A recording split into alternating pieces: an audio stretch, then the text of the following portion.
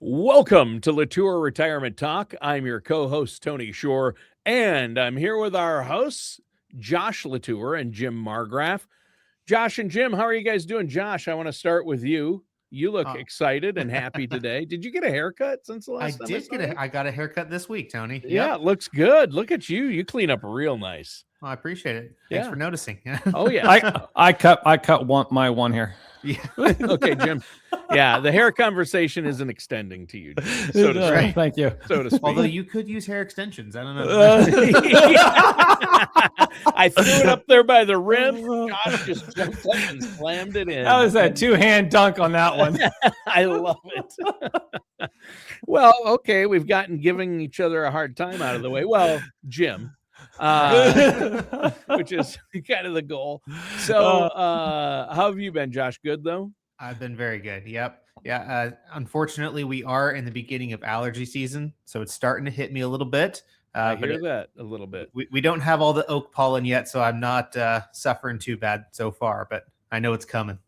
Yeah, we're not in allergy season here yet, but my allergies have been acting up a bit. So it's crazy. We're supposed to get 10 inches of snow on Sunday.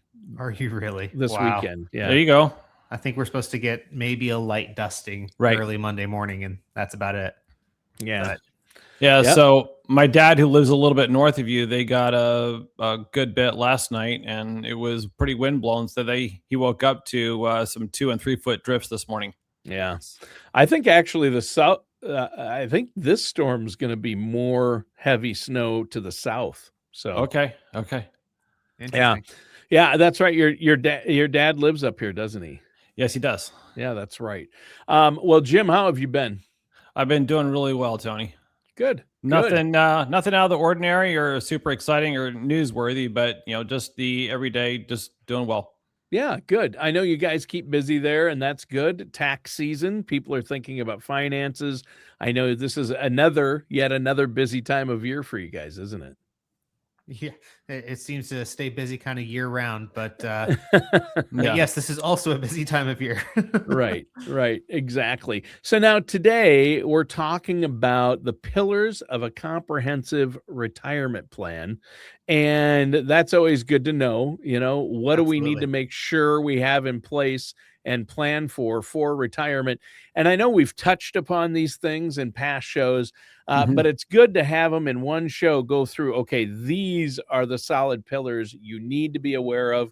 And maybe you guys could educate us today on what we need to know and get people thinking so they can ask the right questions and make sure they do have a comprehensive plan, right?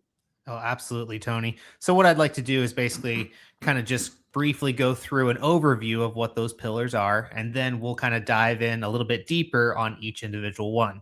So to start with, I think health insurance planning is a huge thing that all retirees are going to need. When you get close to retirement, your insurance's needs are going to be changing. Yeah, maybe you're going to go on Medicare, or if you're retiring early, you might need to go onto like the Affordable Care Act or a cost sharing plan, something like that. And you need help along the way because there's a lot of pitfalls. There's a lot of expenses you could run into if you don't get the proper help. So I think that is a massive thing that people need as they're approaching retirement. Another thing, Social Security planning. Just last night, Jim and I did a Social Security workshop. People have questions because it's a complicated program. Leave it to the government to make a complicated thing for our seniors, but that's what they do. And so we kind of help break it down because everybody needs help with Social Security. Right. Income planning. Social Security is just a portion. It's the foundation of your income in retirement.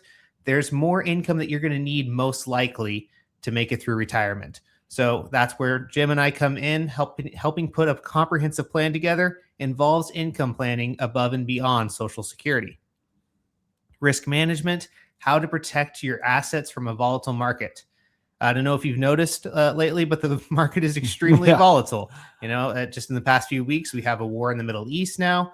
Things are moving on a daily basis. Some days we're down majorly in the morning and we're up by the time the market closes. Other days, like yesterday, we were down pretty far. All the major market indexes were down. So having a comprehensive plan involves making sure that your portfolio is protected from some of those market swings. So that's important. Tax planning. We talk about Roth conversions all the time on our show, Tony.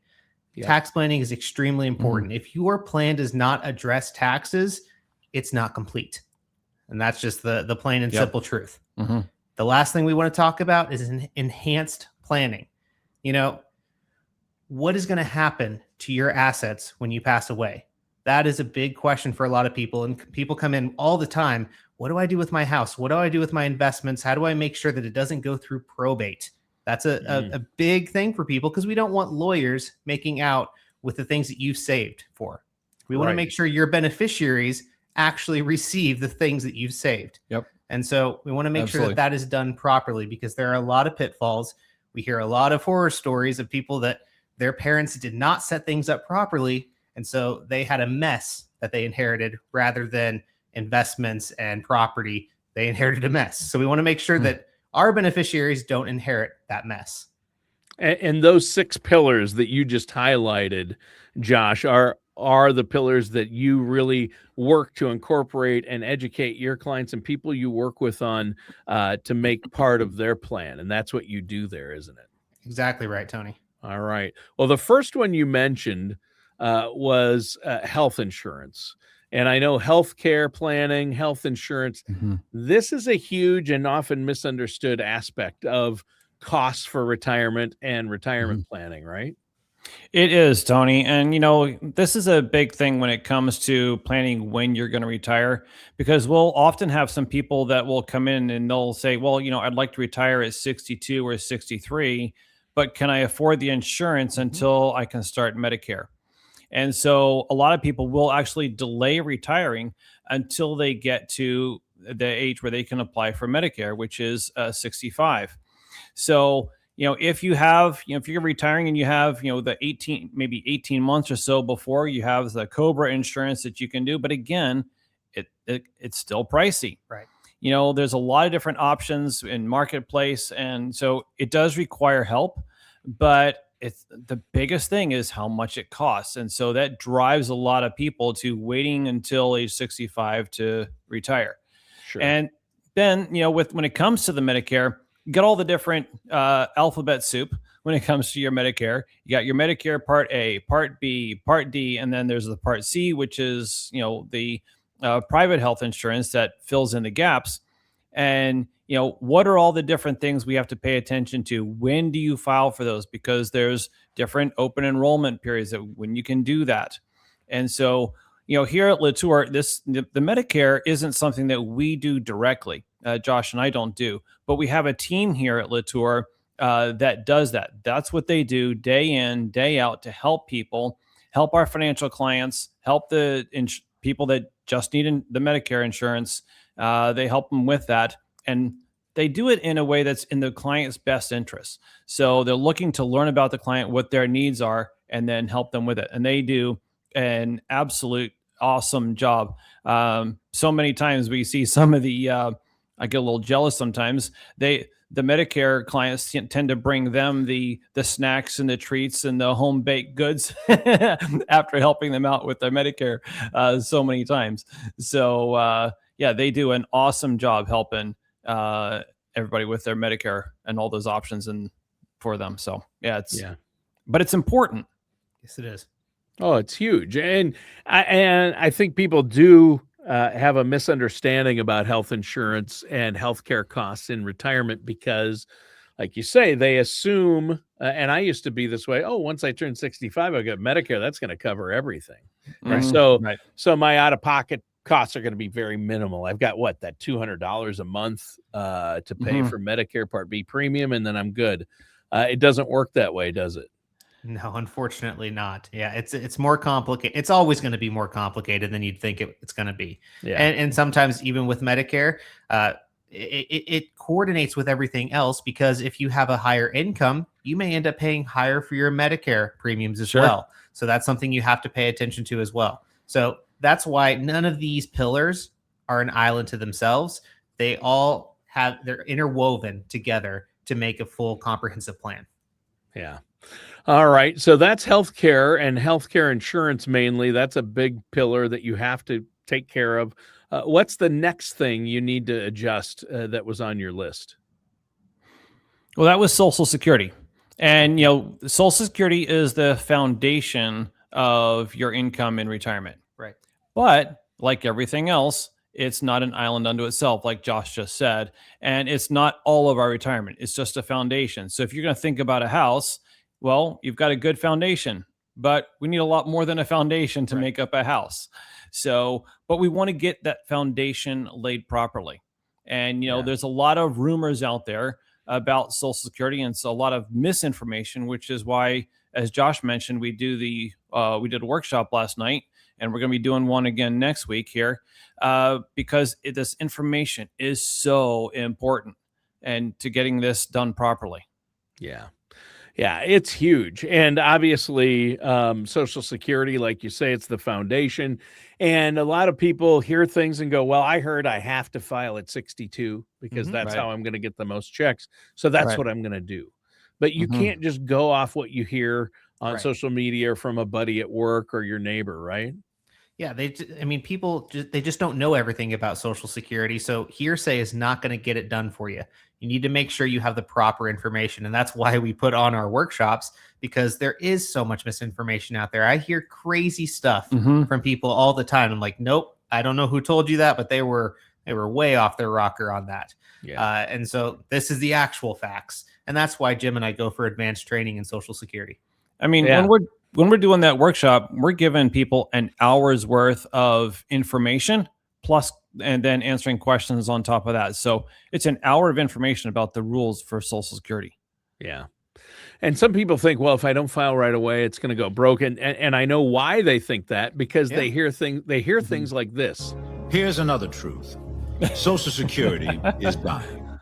I mean, when you hear that, right, you're like, oh, I better take that seriously. But there are things that they're going to have to do to shore up Social Security. The trust fund, they say 33, 34.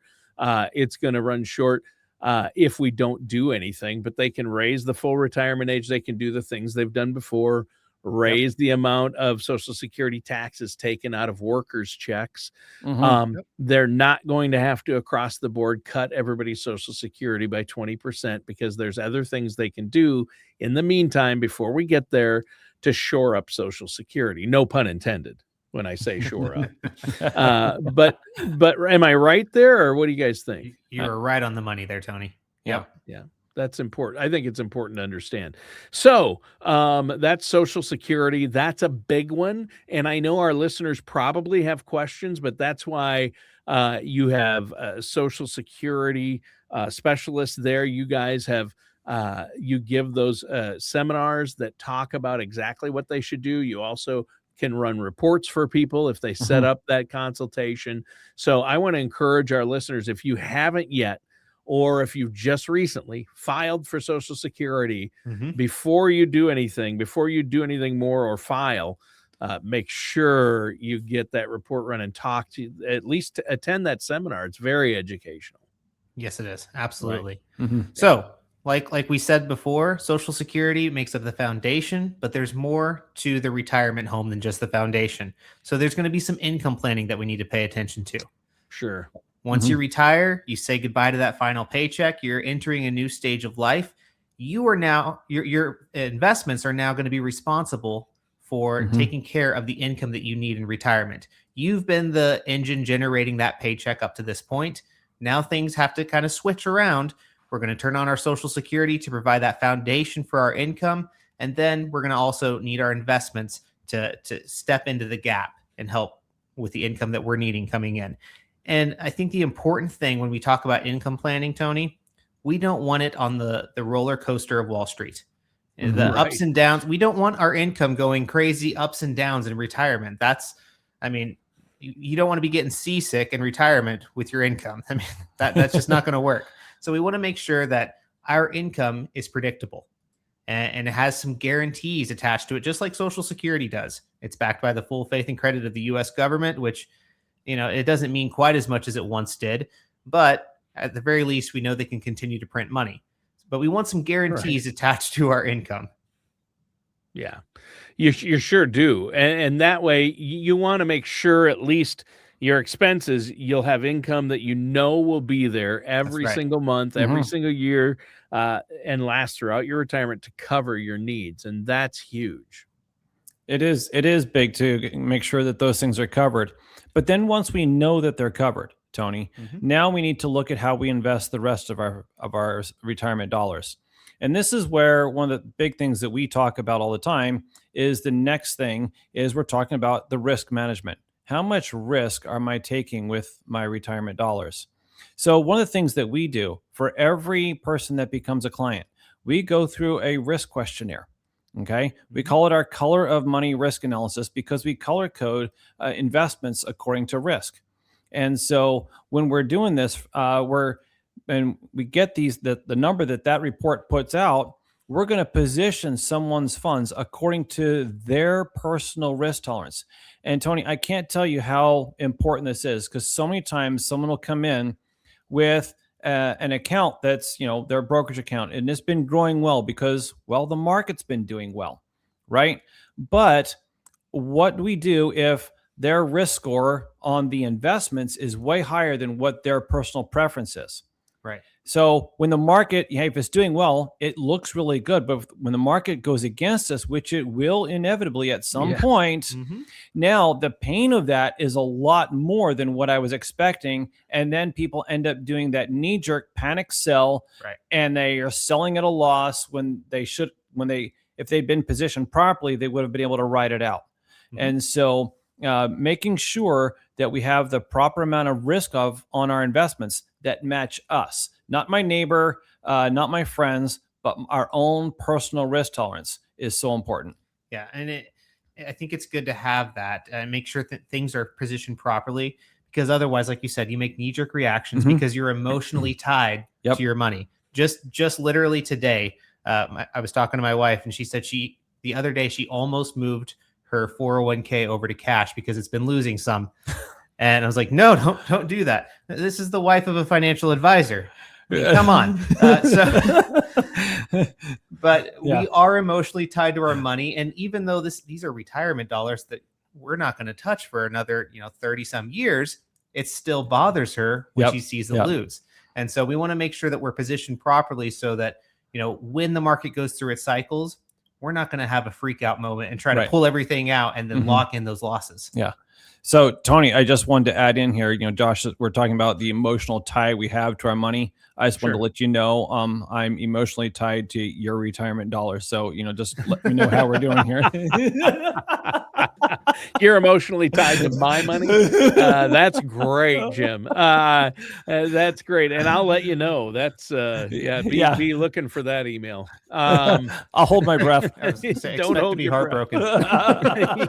And prepare for disappointment. No, I'm kidding. I'm kidding. But it is. I want to go back to the income planning pillar because so many people now they spend all their life saving and an accumulation, and then when they retire, we have this lump sum. And like my wife and I, we're not going to know what to do. You have a lump sum, this big 401k IRA. She might have an IRA, or a 403b. I have a 401k, some employer sponsored plan, and it's just this lump sum. Right. How much of that is ours? How much is Uncle Sam's? How do we turn that into a monthly income that we know will be there and provide for us every month as long as we live? That's what people worry about. That's the number one concern of retirees in every survey they take. So you're not going to be able to figure out that yourself. There's thousands of calculations. There's reports that need to be run. And that's where you guys come in, right? That's such a good point, Tony. I mean, people are often great at saving. They've been putting away for years and years, and they've saved a nice chunk of money, but they simply, investing is not what they do every day. And they simply don't know how that translates into retirement income. And they don't know all the tools and strategies. They don't know where the pitfalls are that could be, how to avoid all the expensive mistakes that could be lurking around the corner, right? Absolutely. And honestly, for me, it's a great thing because it's why I have a job. That's what I'm here for. Right.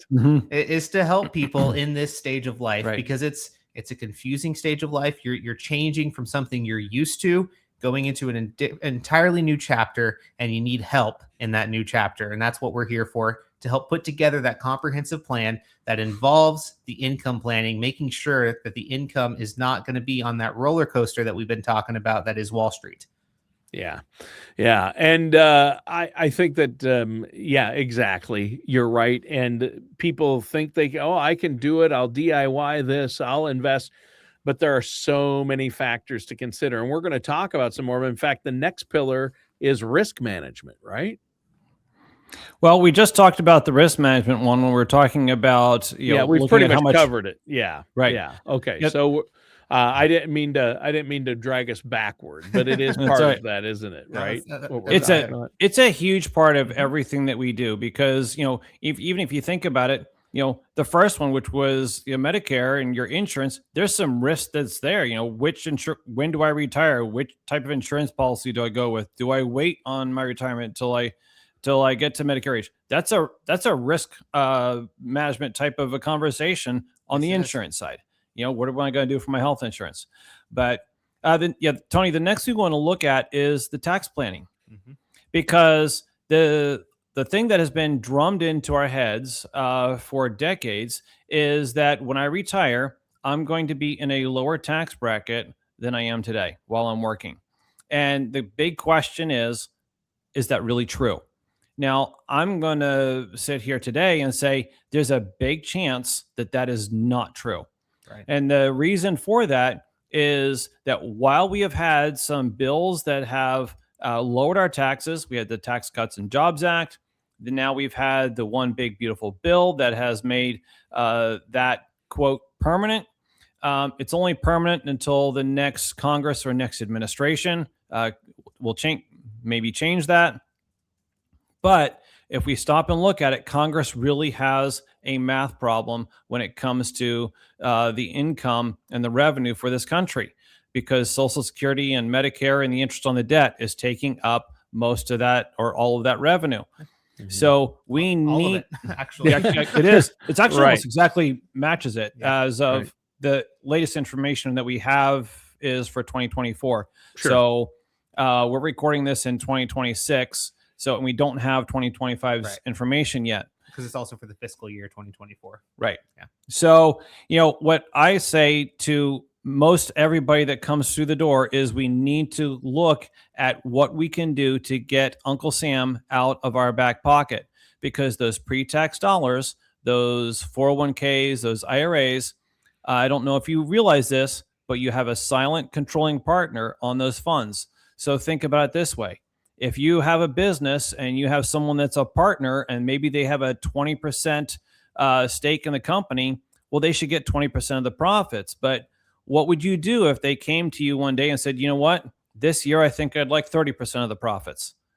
Well, you'd tell them, go take a long walk off a short pier. But Uncle Sam can say, hey, we're going to move these tax brackets around, or maybe we're going to change how much the dollar figure that's affected by those various tax brackets, or we're going to add some fees. And all of a sudden we went from 20% to 30%.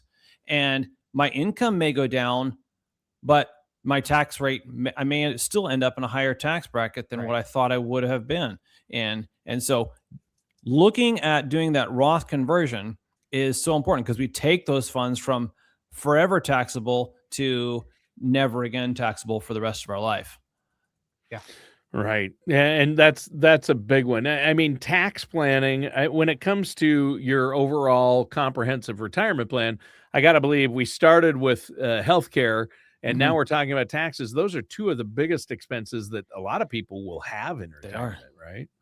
Well, that's absolutely right. Yeah. I mean, taxes, unfortunately, it's a moving target when it comes to taxes.